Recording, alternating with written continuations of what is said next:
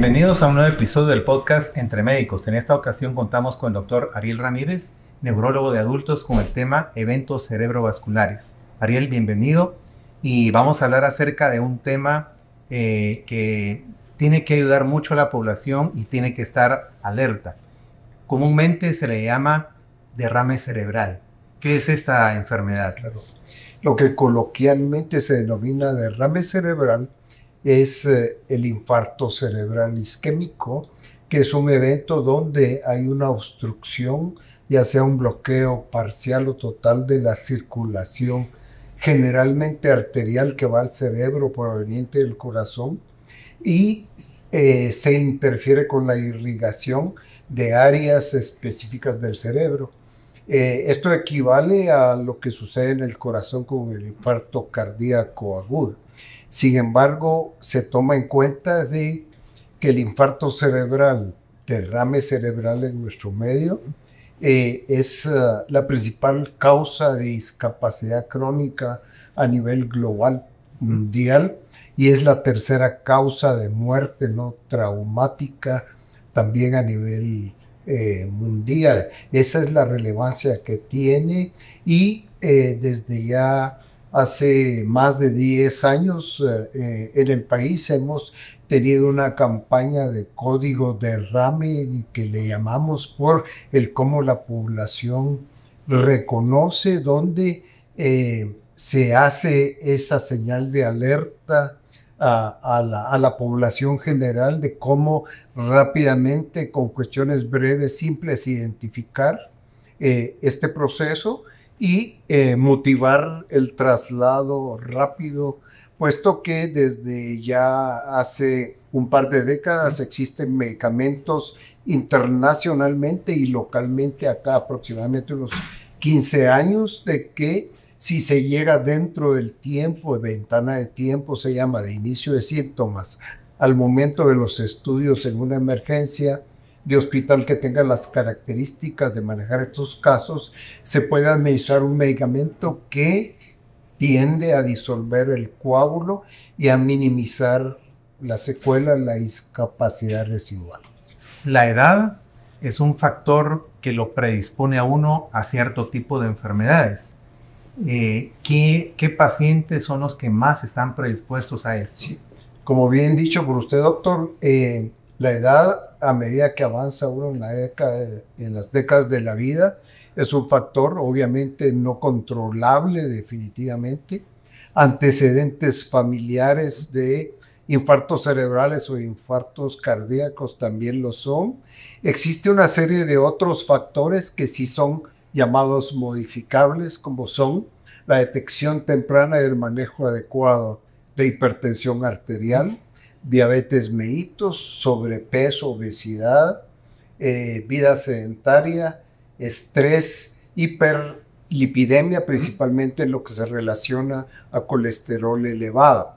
Tabaquismo, alcoholismo son factores también de riesgo, y más recientemente, pues en la última década, se ha enfatizado en el diagnóstico y manejo adecuado de la apnea obstructiva de sueño, que causa disminución de la oxigenación corporal y cerebral, con manifestaciones que tienden a predisponer no solo al infarto cerebral, sino a procesos tipo incluso demencia, tipo Alzheimer, entre otros. ¿Alguna persona puede reconocer cierto tipo de síntomas?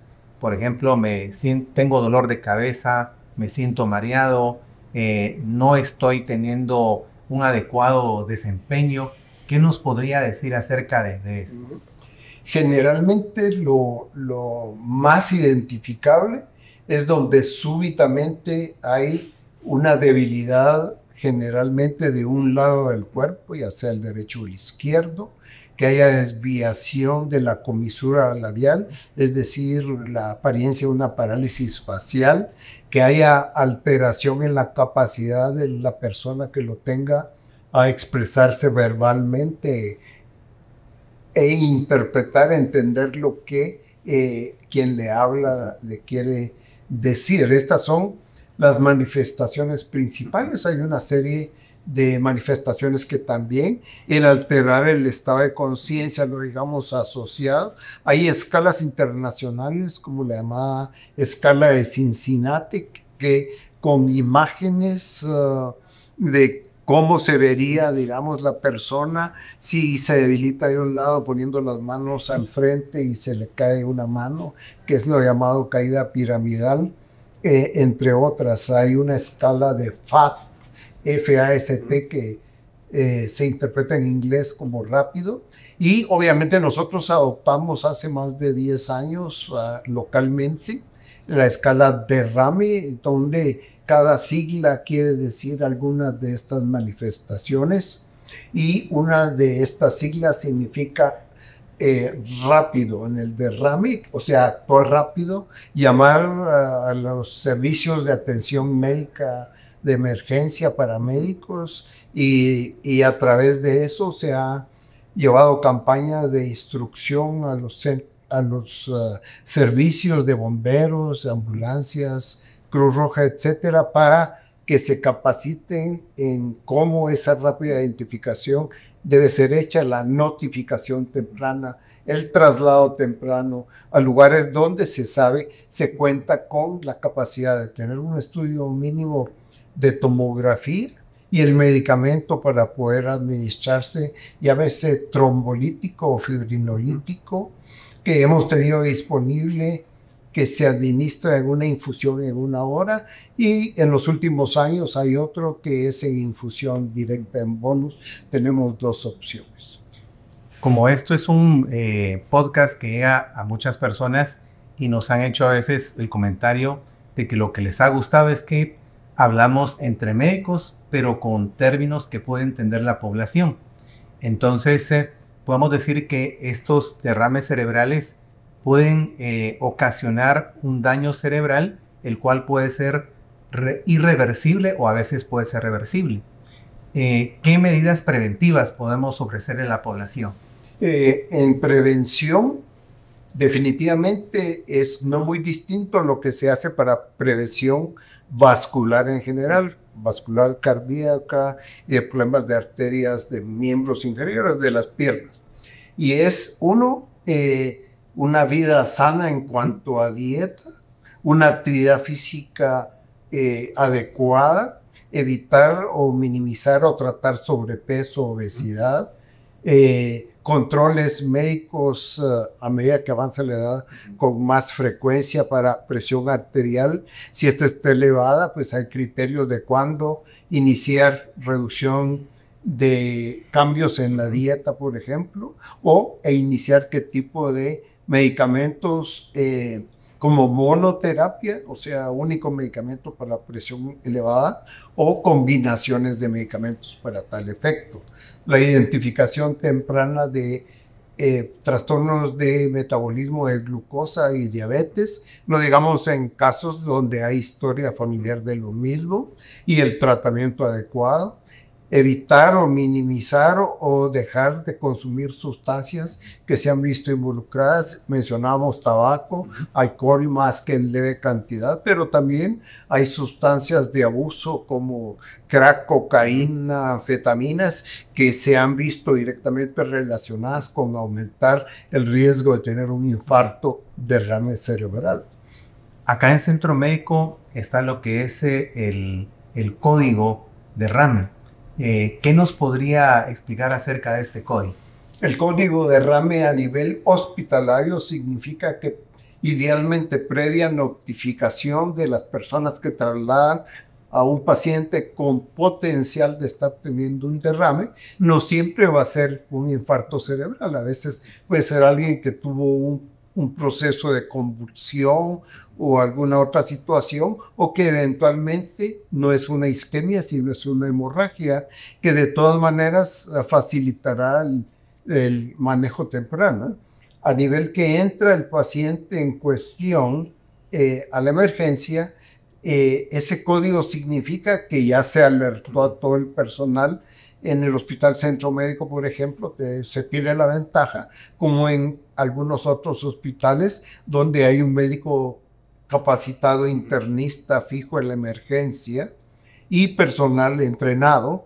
Rápidamente se traslada al paciente con la obtención de una muestra rápida de sangre a la tomografía. El departamento de tomografía está alertado y tiene prioridad ese tipo de pacientes. Se hace el estudio de tomografía que dura un par de minutos sin medio de contraste para ver si cumple criterios, y si no hay contraindicaciones, se administra el medicamento, incluso en la sala de tomografía o en la misma emergencia. Estos pacientes tienen que ser monitorizados. Hay escalas de clínicas de qué grado de severidad tiene el paciente, si es muy leve o ha ido mejorando en el proceso.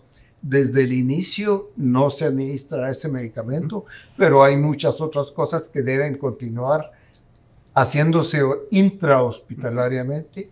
Si es muy severo el caso, pues tampoco, puesto que aumenta chances de que lo que espontáneamente puede darse de conversión de isquemia a sangrado, por lo que en el organismo se trata de compensar, lo precipitemos. Pero si está, como la mayoría de los casos, dentro de ese margen que idealmente debiera ser en menos de hora y media, idealmente antes de las primeras 3 horas, y esa ventana de tiempo de inicio de síntomas a la infusión del medicamento, al momento a nivel internacional, no debe pasar las 4 horas y media. Hay algunos estudios que bajo ciertas circunstancias se está estudiando a ver si puede ser permisible administrarlo dentro de las primeras 24 horas, ya en un subgrupo reducido de pacientes, donde ya se tenga la predicción que no hay alto chance de que convierta en sangrado esa lesión isquémica. Para la familia surgen muchas dudas en el momento de este tipo de eventos, y es muy temprano a veces dar como lo que es un pronóstico. Pero como muy bien nos lo dijo, estos eventos son desde leves hasta severos. Un evento que se puede catalogar como severo, ¿qué pronóstico se le puede dar? El severo sería no solo en el grado de que si tiene paralizado no totalmente, por ejemplo, la mitad del cuerpo. También depende mucho del área del cerebro donde pudo haber sido afectado, principalmente si era el área posterior, en lo que se llama el tallo cerebral, pues alto chance de que haya compromiso por el edema y el deterioro que puede haber en las 72 horas subsiguientes por el mismo edema, involucrar, comprimir estructuras con un cableado con raíces nerviosas que van a dar a musculatura de tipo respiratorio y nervios que van a dar al corazón, que pueda predisponer a arritmias potencialmente letales. Es por eso que de todas maneras, ya sea que calificara o no el paciente para este tratamiento agudo intravenoso, que cambia sustancialmente en muchos casos el de estar totalmente paralizado, a casos que hemos tenido en la vida real de que no tienen ningún tipo de secuela 6, 12, 24 horas después, a minimizar ese tipo de secuela. Entonces, no sé si... Sí, sí. Ahora, los casos leves, como bien lo dijo, tienen un mejor pronóstico. Hace poco tuvimos un podcast respecto a lo que es la rehabilitación de estos pacientes, que no es empezar ya afuera del hospital, sino que se inicia desde que están hospitalizados. Y esto les va a ayudar mucho para que puedan rehabilitar ya sea su movimiento de mano o de pie, o incluso hasta de su cara. Ustedes como neurólogos, ¿qué recomiendan a estos pacientes? Bueno, definitivamente acá y en cualquier otro lugar, público o privado, una vez ingresa el paciente, hay que ver que haya estabilidad hemodinámica, presión arterial, que no esté ni muy alta ni baja, y actuar acorde a esos resultados, que no haya alguna arritmia cardíaca que contraindique iniciar inmediatamente la terapia. Sí, se da el medicamento fibrinolítico, trombolítico, es decir, intravenoso, para romper el coágulo que pues se prevé, dadas las circunstancias, que es lo que ocasionó todo, lo que se hace es esperar 24 horas ya por guías internacionales para iniciar dicha rehabilitación, la cual idealmente debe iniciarse mientras el paciente está ingresado a una unidad monitorizada, siempre y cuando no haya ninguna contraindicación. Si el paciente no recibió este tipo de medicamento, generalmente iniciamos en las siguientes 12 horas aproximadamente, mientras ya se logró establecer que con el monitoraje y los estudios de rutina que se hacen en estos casos no tenga contraindicación, o por ejemplo si hubo un desgarre de una de las arterias del cuello, el estar movilizando tempranamente vaya a empeorar el cuadro. Muy bien. Queremos dar las gracias al doctor Ariel Ramírez por esta valiosa información. ¿Y algún último mensaje que nos quiera decir? El último mensaje es prevención, número 1. Número 2, rápida interpretación de que alguien pueda tener un evento de estos con cambios que no se tenían previamente. Tercero, la rápida notificación a servicios de traslado. No debiera ser trasladada esta persona idealmente en un vehículo personal, mientras que los sistemas de atención médica de ambulancias, etcétera, tienen equipo adecuado para asegurar o minimizar que se pueda llegar en el tiempo prudencial y se pueda dar el abordaje adecuado.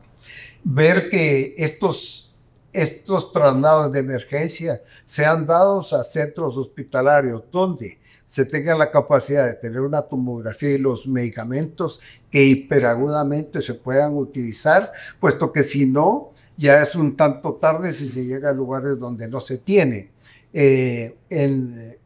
Es más, en el sector público, tomografía tiene el Hospital General, el Hospital Roosevelt, hay uno que otro hospital, muchos de ellos no tienen el tipo de medicamento que se requiere utilizar.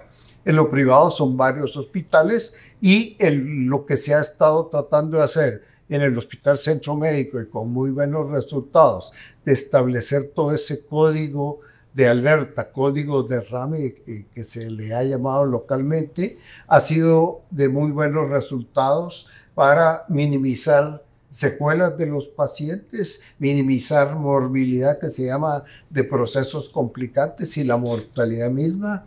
Y muchas veces nos da la opción de poder darle salida al paciente 24, 48 horas después, cosa que ha venido cambiando sustancialmente lo que era el aspecto del enfoque nihilista hacia estos pacientes en los que, bueno, ingresémoslo, dejémoslo en una habitación, a ver si se recupera solo o no, y pues esto conllevaba un montón de situaciones que incluyen los pacientes en la edad de quienes tienen estos eventos en nuestros países de la región. Generalmente son los que mantienen hogares, incluso hogares extendidos, y se vuelve una cuestión dramática cuando el que aporta los estudios, medicamentos, vivienda a estos familiares ya no está presente o está discapacitado. No digamos en los costos de rehabilitación que definitivamente hay que hacerlos. Eso básicamente podría resumirse. Hay medicamentos que pueden disolver el coágulo y que pueden revertir total o parcialmente de manera significativa, y entonces hay que hacerlo. Continuaremos, y el hospital está altamente involucrado, el Hospital Centro Médico en este caso, en la capacitación de alta cantidad de personal de los servicios de emergencia, como continuaremos con todo lo que es en cuanto a el alerta a la población general. A quienes nos están viendo por medio de este video aparecerán ciertas imágenes respecto a lo que es el código de RAME. Muchas gracias. Gracias, Ariel, muy amable aquí.